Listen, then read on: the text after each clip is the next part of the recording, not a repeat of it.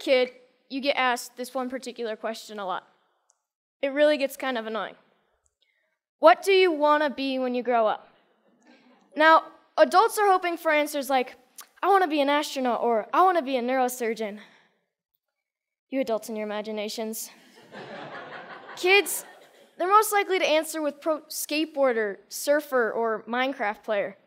I asked my little brother, and he said, seriously, dude, I'm 10. I have no idea. Probably a pro skier.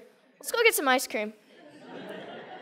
See, us kids are going to answer with something we're stoked on, what we think is cool, what we have experience with, and that's typically the opposite of what adults want to hear.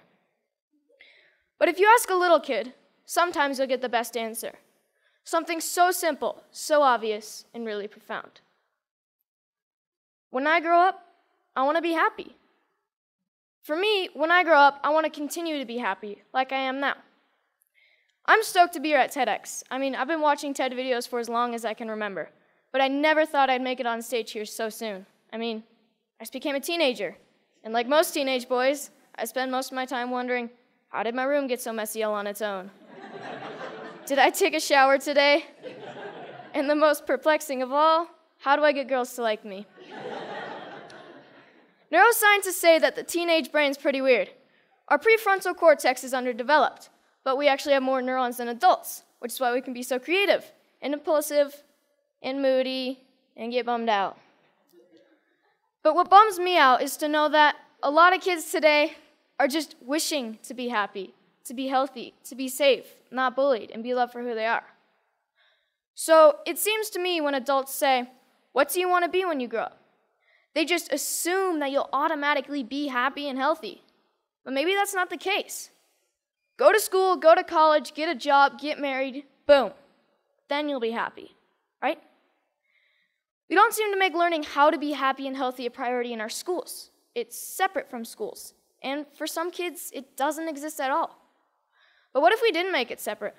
What if we based education on the study and practice of being happy and healthy? Because that's what it is, a practice, and a simple practice at that. Education is important, but why is being happy and healthy not considered education? I just don't get it. So I've been studying the science of being happy and healthy. It really comes down to practicing these 8 things: exercise, diet, nutrition, time in nature, contribution, service to others, relationships, recreation, relaxation and stress management, and religious or spiritual involvement. Yes, got that one.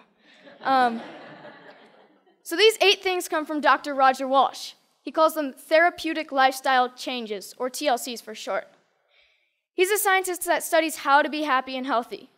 In researching this talk, I got a chance to ask him a few questions like, do you think that our schools today are making these 8 TLCs a priority?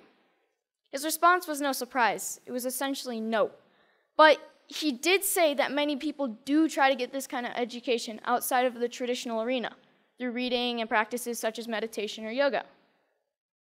But what I thought was his best response was that much of education is oriented, for better or worse, towards making a living rather than making a life.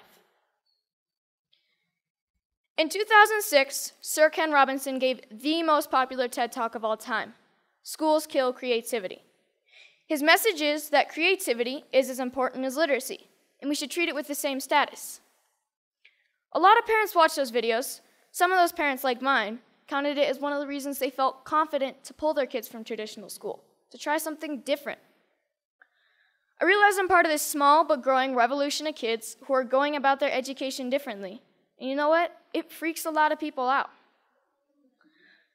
Even though I was only 9 when my parents pulled me out of the school system, I can still remember my mom being in tears when some of her friends told her she was crazy and it was a stupid idea. Looking back, I'm thankful she didn't cave to peer pressure, and I think she is too. So out of the 200 million people that have watched Sir Ken Robinson's talk, why aren't there more kids like me out there? Shane McConkey is my hero. I loved him because he was the world's best skier. But then, one day, I realized what I really loved about Shane. He was a hacker. Not a computer hacker. He hacked skiing. His creativity and inventions made skiing what it is today, and why I love to ski. A lot of people think of hackers as geeky computer nerds who live in their parents' basement and spread computer viruses. But I don't see it that way. Hackers are innovators. Hackers are people who challenge and change the systems to make them work differently, to make them work better. It's just how they think. It's a mindset. I'm growing up in a world that needs more people with the hacker mindset, and not just for technology. Everything is up for being hacked, even skiing, even education. So whether it's Steve Jobs, Mark Zuckerberg, or Shane McConkey, having the hacker mindset can change the world. Healthy, happy, creativity, and the hacker mindset are all a large part of my education. I call it hack schooling.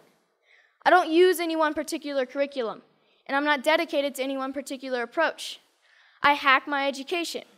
I take advantage of opportunities in my community and through a network of my friends and family. I take advantage of opportunities to experience what I'm learning, and I'm not afraid to look for shortcuts or hacks to get a better, faster result. It's like a remix or a mashup of learning. It's flexible, opportunistic, and it never loses sight of making happy, healthy, and creativity a priority. And here's the cool part, because it's a mindset, not a system. Hack schooling can be used by anyone, even traditional schools. So what does my school look like? Well, it looks like Starbucks a lot of the time. But like most kids, I study a lot of math, science, history, and writing. I didn't used to like to write because my teachers made me write about butterflies and rainbows, and I wanted to write about skiing. It was a relief when my good friend's mom started the Squaw Valley Kids Institute, where I got to write through my experiences and my interests, while connecting with great speakers from around the nation, and that sparked my love of writing. I realized that once you're motivated to learn something, you can get a lot done in a short amount of time, and on your own. Starbucks is pretty great for that. Hacking physics was fun. We learned all about Newton and Galileo, and we experienced some basic physics concepts like kinetic energy through experimenting and making mistakes. My favorite was the giant Newton's cradle that we made out of bowling balls, I think. No, bocce balls. We experimented with a lot of other things like bowling balls and even giant jawbreakers. Project Discovery's ropes course is awesome and slightly stressful. When you're 60 feet off the ground, you have to learn how to handle your fears, communicate clearly, and most importantly, trust each other. Community organizations play a big part in my education. At High Fives Foundation's Basics program, being aware and safe in critical situations, we spent a day with the Squaw Valley Ski Patrol to learn more about mountain safety. Then the next day, we switched to science of snow, weather, and avalanches. But most importantly, we learned that making bad decisions puts you and your friends at risk. Young Chautauqua brings history to life. You study a famous character in history until you can stand on stage and perform as that character and answer any question about their lifetime. In this photo, you see Al Capone and Bob Marley getting grilled with questions at the historical Piper's Opera House in Virginia City, the same stage where Harry Houdini got his start. Time in nature is really important to me. It's calm, quiet, and I get to just log out of reality. I spend 1 day a week outside all day. At my Foxwalker classes, our goal is to be able to survive in the wilderness with just a knife. We learn to listen to nature. We learn to sense our surroundings. And I've gained a spiritual connection to nature that I never knew existed. But the best part is that we get to make spears, bows and arrows, fires with just a bow drill, and survival shelters for the snowy nights when we camp out. Hanging out at the Moment Factory, where they hand make skis and design clothes, has really inspired me to one day have my own business. The guys at the factory have showed me why I need to be good at math, be creative, and get good at sewing. So I got an internship at Big Truck Brand to get better at design and sewing. Between fetching lunch, scrubbing toilets, and breaking their vacuum cleaner, I'm getting to contribute to clothing design, customizing hats, and selling them. The people who work there are happy, healthy, creative, and stoked to be doing what they're doing. This is by far my favorite class. So this is where I'm really happy, powder days. And it's a good metaphor for my life, my education, my hack schooling. If everyone skied this mountain, like most people think of education, everyone would be skiing the same line, probably the safest, and most of the powder would go untouched. I look at this and see 1,000 possibilities. Dropping the cornice, shredding the spine, looking for a tranny from cliff to cliff. Skiing to me is freedom, and so is my education. It's about being creative, doing things differently. It's about community and helping each other. It's about being happy and healthy among my very best friends.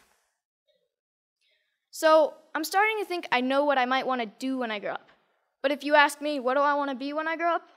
I'll always know that I want to be happy. Thank you.